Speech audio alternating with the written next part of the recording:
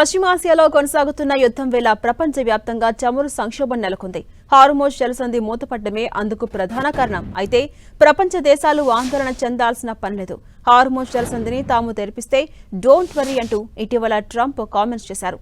అందుకోసం ట్రంప్ తన మిత్ర దేశాల మద్దతును కోరారు. హార్మోజ్ జలసంధి రక్షణకు తనతో పాటు కలిసి రావాలని అమెరికా అధ్యక్షుడు ట్రంప్ పిలుపునిచ్చారు. అయితే ట్రంప్ పిలుపును 7 మిత్ర దేశాలు రిజెక్ట్ చేశాయి.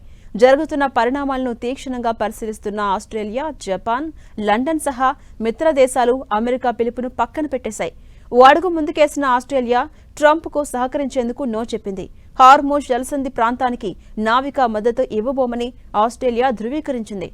ఆ జలమార్గంలో మోహరించడానికి ఎలాంటి ప్రణాళికలు లేవని ఆస్ట్రేలియా కేబినెట్ మంత్రి క్యాథరిన్ స్పష్టం చేశారు. ఆస్ట్రేలియా బాటలోనే ఫ్రాన్స్, జపాన్ కూడా నడుస్తోంది.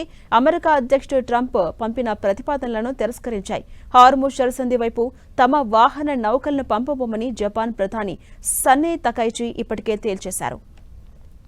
ఇక మిత్ర దేశాలు తన మాట వినకపోవడంపై ట్రంప్ కన్నెర చేసినట్టుగా తెలుస్తోంది. హార్మోజ్ జలసంధి చుట్టూ వాహన నౌకలను మోహరించాలన్న తన ప్రతిపాదనలు లెక్క చేయకపోవడంపై ట్రంప్ ఆగ్రహాన్ని వ్యక్తం చేశారు. దీంతో ట్రంప్ తర్వాత ఎలాంటి చర్యలు తీసుకోబోతున్నారు అన్న దానిపై ఆసక్తి కనిపిస్తోంది.